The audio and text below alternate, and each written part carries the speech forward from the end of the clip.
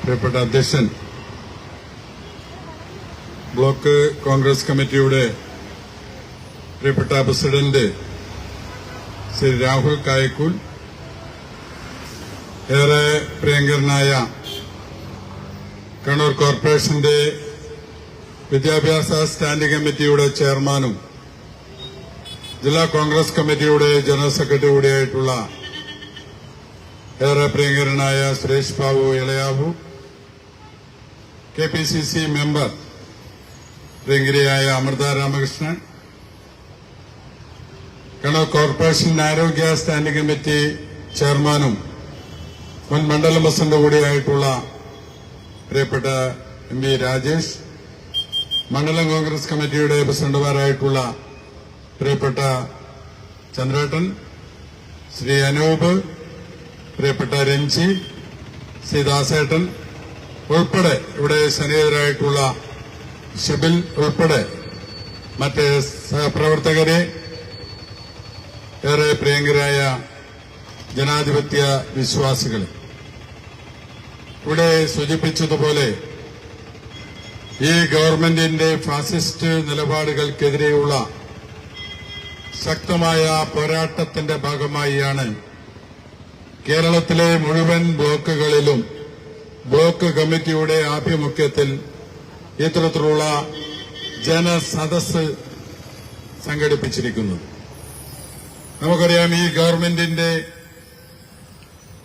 ജനവിരുദ്ധ നിലപാടുകൾ, ഈ ഗവൺമെന്റിന്റെ ജനവിരുദ്ധ നിലപാടുകൾ ചൂണ്ടിക്കാട്ടുമ്പോൾ ആ ചൂണ്ടിക്കാട്ടുന്നവർക്ക് നേരെയുള്ള ശക്തമായ അക്രമമാണ് നമ്മുടെ സംസ്ഥാനത്ത് നടക്കുന്നത് എന്ന് നമുക്ക് കാണുവാൻ വേണ്ടി സാധിക്കുകയാണ്.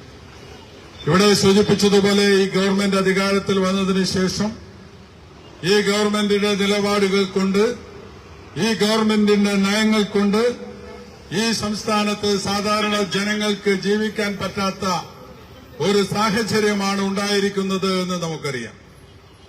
എന്നിട്ടും ഈ ഗവൺമെന്റ് ജനങ്ങളെ വിഡ്ഢികളാക്കുന്നതിന് വേണ്ടിയാണ് നവകേരള യാത്ര എന്ന പേര് പറഞ്ഞുകൊണ്ട് കേരളത്തിലെ മുഴുവൻ മന്ത്രിമാരും ഒരു ബസ്സിൽ യാത്ര ചെയ്യുന്നു എന്ന് പറഞ്ഞുകൊണ്ട്, ആ മന്ത്രിമാരൊക്കെ ജനങ്ങളുടെ ഇടയിലേക്ക് ഇറങ്ങി വരുന്നു എന്ന് പറഞ്ഞുകൊണ്ട് ഒരു യാത്ര നമ്മുടെ സംസ്ഥാനത്ത് നടത്തുകയുണ്ടായി.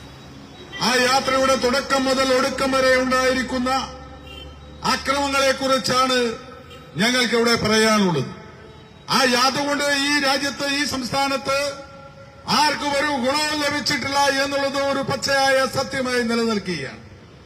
ജാഥ കാസർഗോഡ് നിന്ന് ആരംഭിച്ചു. 4000 പരാതികൾ കിട്ടിയെന്ന് പറഞ്ഞു. പരാതികളുടെ എണ്ണം കൂടിക്കൊണ്ടിരിക്കുകയാണ് എന്ന് പറഞ്ഞു. പരാതികളുടെ എണ്ണം കൂടിക്കൊണ്ടിരിക്കുന്നു എന്ന് പറയുമ്പോൾ തന്നെ നമ്മൾ മനസ്സിലാക്കേണ്ടത് ഈ ഗവൺമെന്റിനെതിരെ ഇഷ്ടംപോലെ പരാതികളാണ് നാട്ടിലെ ജനങ്ങൾക്കുള്ളത് എന്നുള്ളതാണ് അതിന്റെ യാഥാർത്ഥ്യമായി മാറിയത്. നിങ്ങൾ പറയുന്നു പരാതികൾ ഇഷ്ടംപോലെ പരാതിയാണ് കിട്ടുന്നത് എന്ന്. ശരിയാണ്, ഈ ഗവൺമെന്റ് ഭരിക്കുമ്പോൾ പരാതികൾ ഇഷ്ടംപോലെ ഉണ്ടാവും. കാരണം ഈ ഗവൺമെന്റ് ജനങ്ങൾക്ക് വേണ്ടി ഒന്നും ചെയ്തിട്ടില്ല. എന്തെങ്കിലും ചെയ്തിരുന്നുവെങ്കിൽ പരാതികളില്ല. നിങ്ങൾ മനസ്സിലാക്കേണ്ടത്, ഉമ്മൻചാണ്ടിയുടെ ജനസമ്പർക്ക പരിപാടി ഉണ്ടായിരുന്നു. ആ ജനസമ്പർക്ക പരിപാടി നടത്തിയപ്പോൾ ബസ്സിലല്ല യാത്ര ചെയ്തത്. ഇവിടെ അദ്ദേഹം ട്രെയിനിൽ വന്നു. രാവിലെ മാവേലി എക്സ്പ്രസിന് വന്നു. അവിടെ നിന്നും ഇവിടെ കലക്ടറേറ്റ് മൈതാനിയിൽ വന്ന് ജനങ്ങളെ നേരിട്ട് അഭിമുഖീകരിക്കുന്നത് നമുക്ക് കാണുവാൻ വേണ്ടി സാധിച്ചു. അതിനാ ജില്ലയിലെ മന്ത്രിമാരും അതുപോലെ തന്നെ ജില്ലയിലെ MLA-മാരും ജില്ലയിലെ ഉദ്യോഗസ്ഥരുമാണ് ഈ ജില്ലയിലെ വിഷയങ്ങൾ കേൾക്കാനും കാണാനും മനസ്സിലാക്കാനും വേണ്ടി അന്ന് ഉമ്മൻചാണ്ടി നിയമിച്ചത്. എങ്കിൽ ഇന്ന് പ്രിയമുള്ളവരെ, ഒരു ബസ്സിൽ 1 കോടി 10 ലക്ഷം 5 ലക്ഷം രൂപ മുടക്കി ഒരു ബസ് അതിനായി തയ്യാറാക്കി. ആ ബസ്സിലാണ് ഇവർ യാത്ര ചെയ്തത്. നിങ്ങൾ മനസ്സിലാക്കണം. എന്താണ് യാത്ര ചെയ്യുമ്പോൾ പറഞ്ഞത്? ബസ്സിൽ യാത്ര ചെയ്യുന്നത് 20 മന്ത്രിമാരും ഒന്നിച്ച് യാത്ര ചെയ്യുമ്പോൾ അത്രയും ബാധ്യത കുറയും, ചെലവ് കുറയും. ആ ചെലവ് കുറയ്ക്കാൻ വേണ്ടിയാണ് ഞങ്ങൾ ബസ് അറേഞ്ച് ചെയ്തതെന്നാണ് പറഞ്ഞിരിക്കുന്നത്. പ്രിയമുള്ളവരെ, നിങ്ങളൊന്ന് ആലോചിക്കണം.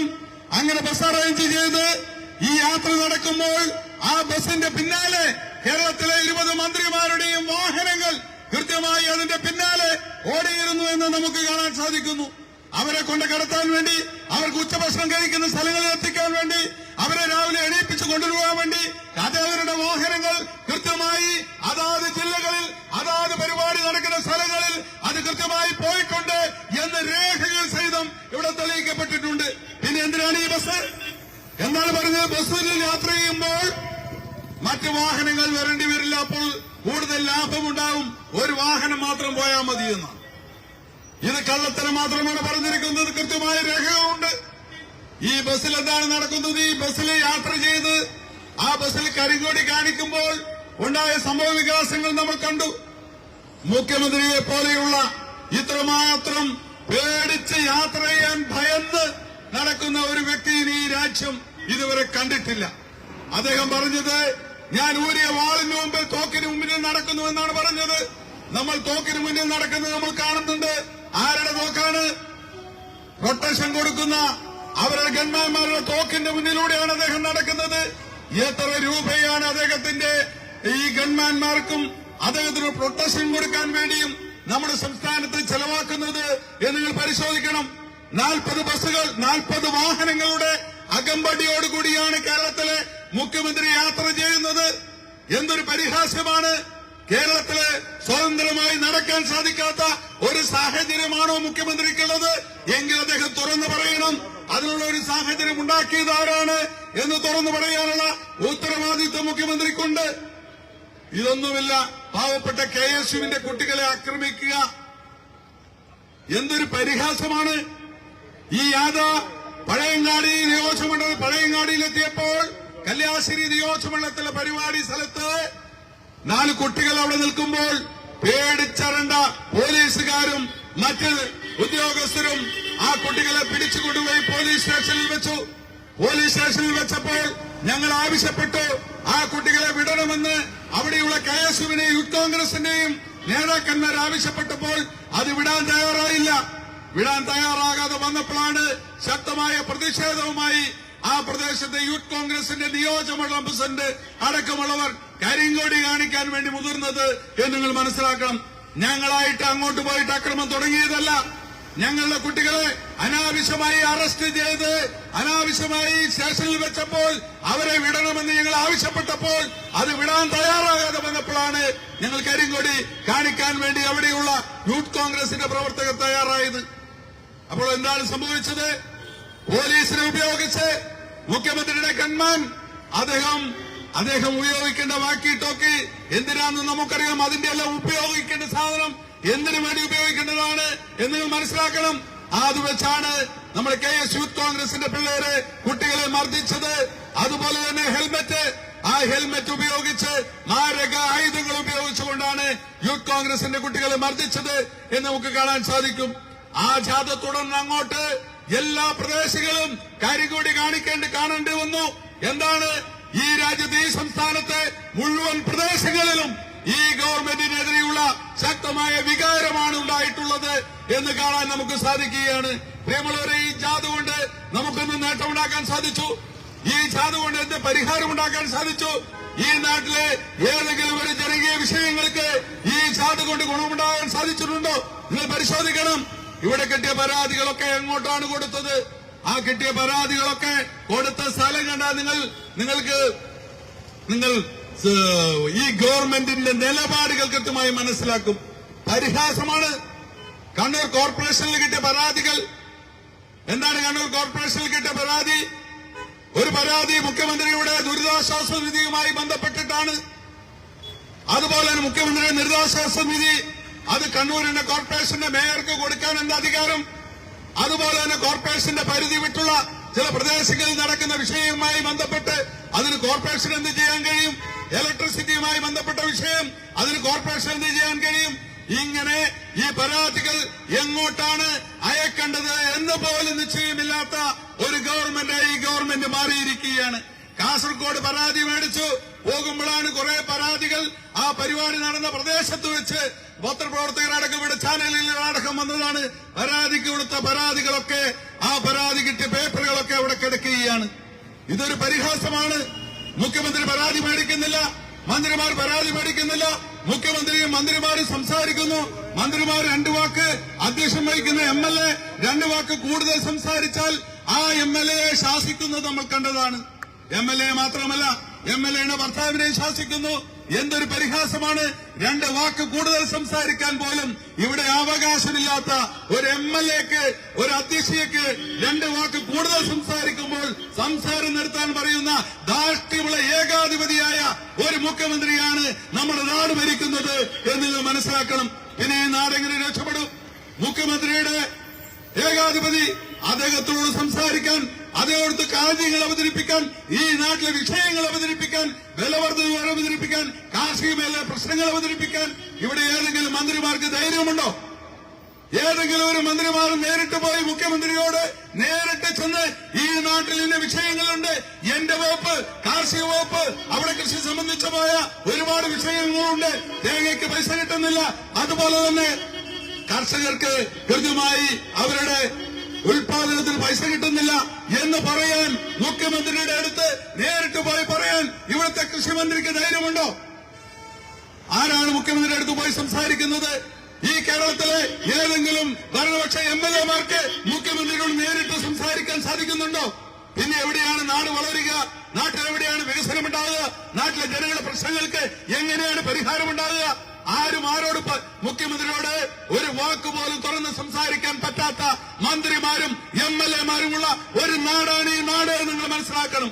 ഒരു ഏകാധിപതി ഭരിക്കുന്നു, അദ്ദേഹത്തിന്റെ കുടുംബത്തിലുള്ള മരുമോനും മകളും ഭരിക്കുന്നു. ബാക്കി ആർക്കാണ് ഈ ഗവൺമെന്റിൽ സ്വാധീനമുണ്ടാക്കാൻ സാധിക്കുന്നത്, പ്രശ്നങ്ങൾക്ക് പരിഹാരമുണ്ടാക്കാൻ സാധിക്കുന്നത്? കുടുംബം ഒന്നടങ്കം കട്ടുമുടിക്കുന്ന ഒരു സംസ്ഥാനമായി ഈ സംസ്ഥാനം മാറിയിരിക്കുന്നു. പ്രിയമുള്ളവരെ, നമ്മൾ മനസ്സിലാക്കണം. അതിന്റെ ധാർഷ്ട്യമാണ്. കാര്യങ്ങൾ തുറന്നു പറയും. പ്രതിപക്ഷത്തിരിക്കുമ്പോൾ KPCC പ്രസിഡന്റും അതുപോലെ തന്നെ പ്രതിപക്ഷ നേതാവും പറയും. അത് അവരുടെ ഉത്തരവാദിത്വമാണ്. അതിനു തന്നെയാണ് അവരെ പ്രതിപക്ഷ നേതാവായി തെരഞ്ഞെടുത്തിരിക്കുന്നത്.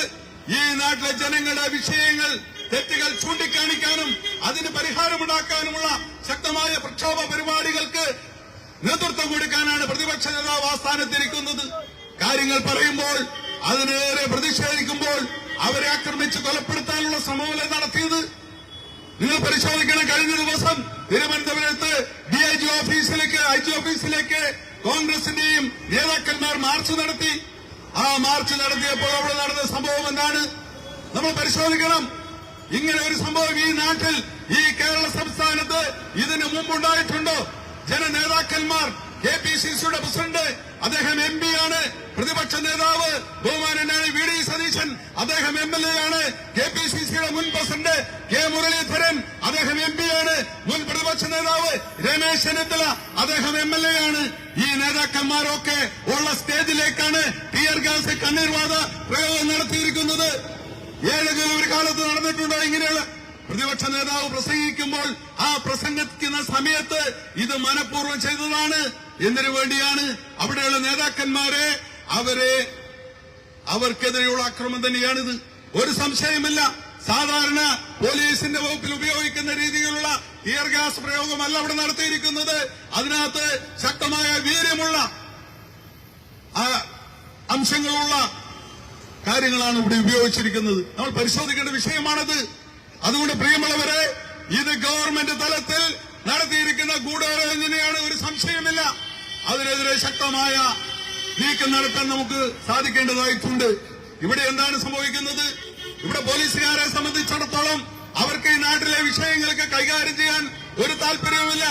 നമ്മളൊന്ന് ചിന്തിക്കേണ്ടത്, ഈ നാട്ടിലെ കൊച്ചു കുട്ടികൾ, നിങ്ങൾ പരിശോധിക്കണം. എത്ര കൊച്ചു പിഞ്ചു കുട്ടികളാണ് ഈ സംസ്ഥാനത്ത് തട്ടിക്കൊണ്ടുപോകുന്നത്? ആ തട്ടിക്കൊണ്ടുപോകുന്ന കുട്ടികളെ പിടിക്കാൻ അവർക്ക് സാധിച്ചിട്ടുണ്ടോ? തട്ടിക്കൊണ്ടുപോകുന്നത് തടയാൻ സാധിച്ചിട്ടില്ല. തട്ടിക്കൊണ്ട് പോയി കഴിഞ്ഞാൽ അത് പിടിക്കാൻ സാധിച്ചിട്ടില്ല. അത് പിടിക്കണമെങ്കിൽ, ആ കുട്ടികളെ കണ്ടുപിടിക്കണമെങ്കിൽ അതിനെവിടെയുള്ള ജനങ്ങൾ തന്നെ വേണം. പോലീസിനത് സാധിക്കുന്നില്ല. പോലീസ് ഒന്നും ചെയ്യാതിരിക്കുന്ന ഒരു സാഹചര്യം. എന്തെങ്കിലും ചെയ്യുമായിരുന്നെങ്കിൽ വണ്ടിപ്പെരിയാറ് കുട്ടീനെ ക്രൂരമായി പീഡിപ്പിച്ച് കൊല ചെയ്ത ആ വ്യക്തിക്ക് ശിക്ഷ കിട്ടില്ലായിരുന്നു. എന്തുകൊണ്ട് കിട്ടിയില്ല? CI അടക്കം നിങ്ങൾ ആലോചിക്കേണ്ടത്, കേരളത്തിലെ CI വിഷയവുമായി ബന്ധപ്പെട്ട് അന്വേഷണം നടത്താൻ പോലീസ് തയ്യാറായിട്ടില്ല.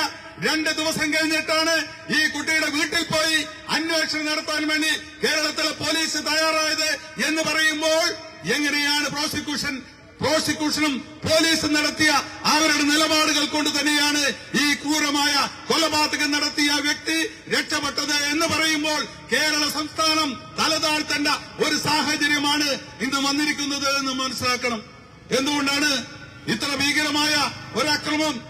ഒരു കുട്ടീനെ 6 വയസ്സുള്ള ഒരു കുട്ടീനെ പീഡിപ്പിച്ച് കൊല ചെയ്യുക, എന്നിട്ട് ആ കൊലപാതകി ഒരു CPM കാരനായതുകൊണ്ട്, ഒരു DYFI കാരനായതുകൊണ്ട് അവൻ രക്ഷപ്പെട്ട് നടക്കുക എന്ന് പറയുമ്പോൾ പ്രിയമുള്ളവരെ, നമ്മുടെ സംസ്ഥാനത്ത് ജനങ്ങൾ തലതാഴ്ത്തി നടക്കേണ്ട ഒരു സാഹചര്യം വന്നിരിക്കുകയാണ്.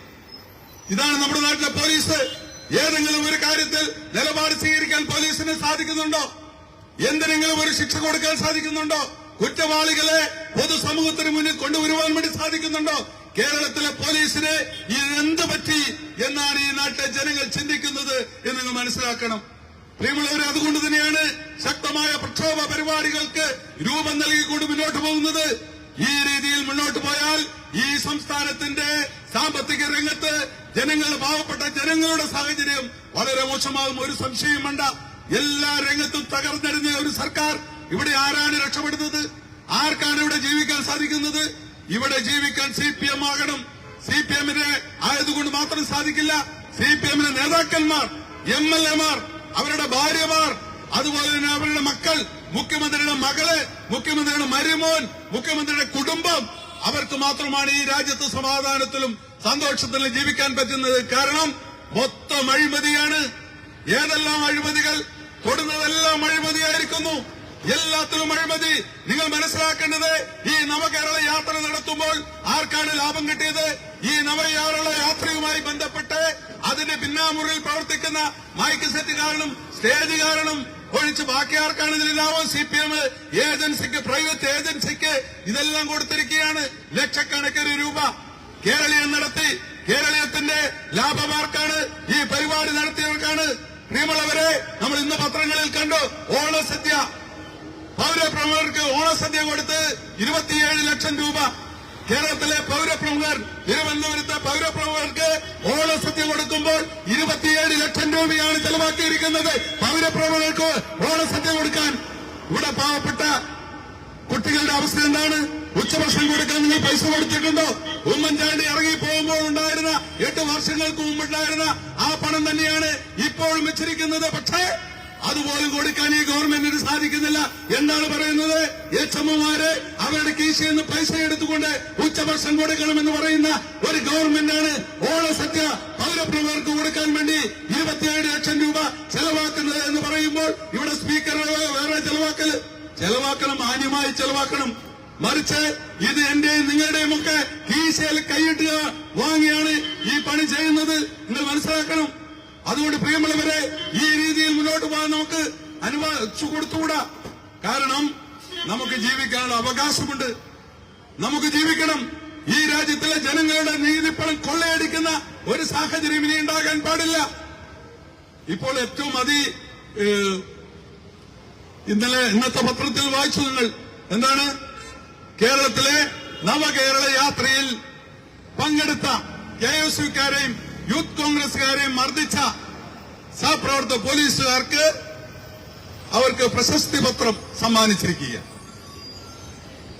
Good service entry. ഇത് എവിടെയാണ്, എപ്പോഴാണ് കൊടുക്കാറ്?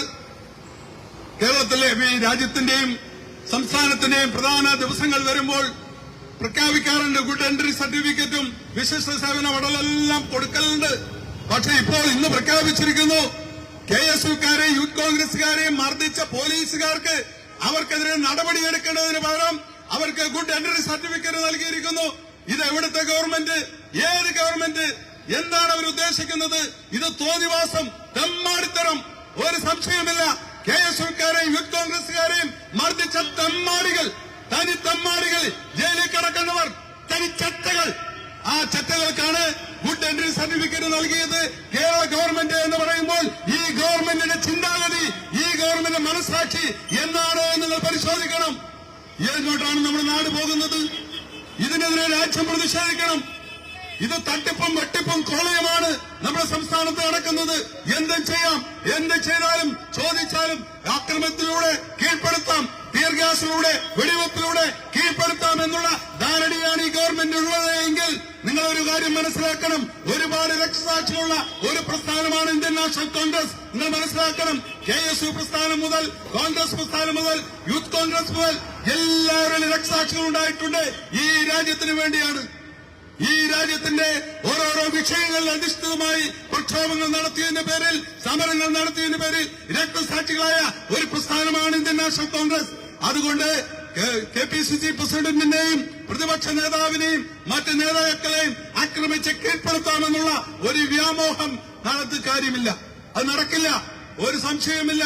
നിങ്ങളുടെ നാളുകൾ എണ്ണപ്പെട്ടു. നിങ്ങളൊന്ന് മനസ്സിലാക്കണം, പശ്ചിമബംഗാൾ എന്താണ് സംഭവിച്ചത്? പശ്ചിമബംഗാളിൽ 30 വർഷക്കാലത്തോളം 35 വർഷക്കാലത്തോളം അടക്കിവാണ് പശ്ചിമബംഗാളിൽ ഇപ്പോൾ വെക്കാനും എടുക്കാനുമില്ലാത്ത ഒരു പാർട്ടിയായി CPM മാറിയിരിക്കുന്നു. നിങ്ങളുടെ ഓഫീസുകളുടെ അവസ്ഥ എന്താണ്?